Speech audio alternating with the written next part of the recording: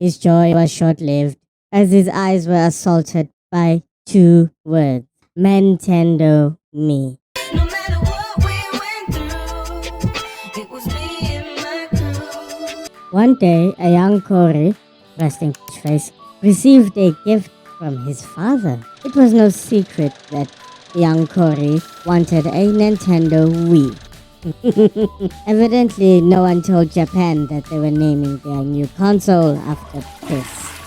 This was a great triumph for the young Cory, for he had managed to outmaneuver his mum, who had banned all forms of video games from her house.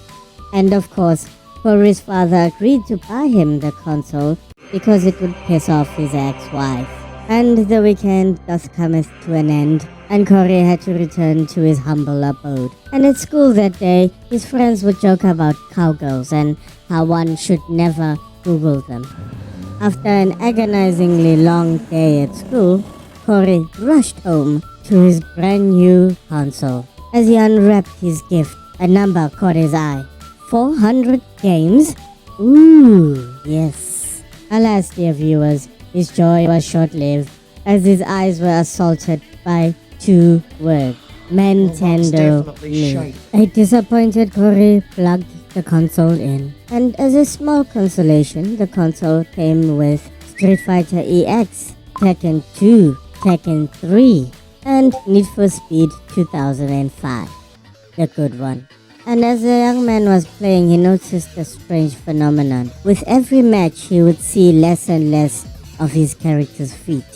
He jumps out of his match and goes to the configuration screen. He wiggles his joystick left and right, and everything is fine. He wiggles the joystick up and down, and the picture moves down by about a quarter. In a panic, Cory reboots the console.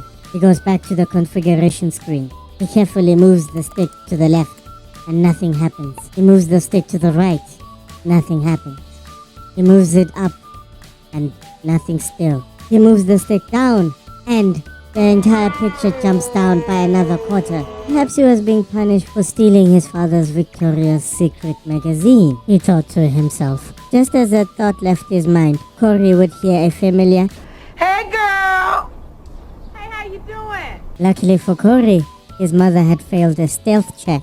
As he could hear the kitchen door open, Cory hurriedly shoved the console underneath the TV, and he went about his daily tasks, assisting his mother with the groceries. Knowing that his mother would find out about the TV, Cory hatched a plan. He would wait for his mother to go through her bills, and then he would let it slip that the TV was struck by some kind of power surge. Cory would quickly excuse himself after requesting permission to use his mother's laptop for homework purposes, and Cory would use his mother's laptop as promised to do his homework.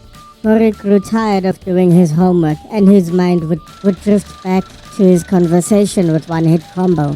Something about a reverse cowgirl? He entered the term into Google and hit enter, and waited for the computer to complete its dial-up connection. Staring at a blank screen for a couple of minutes irritated Cory, so he hit enter a number of times. It was at this time that Cory's mother burst through the door with a console in hand.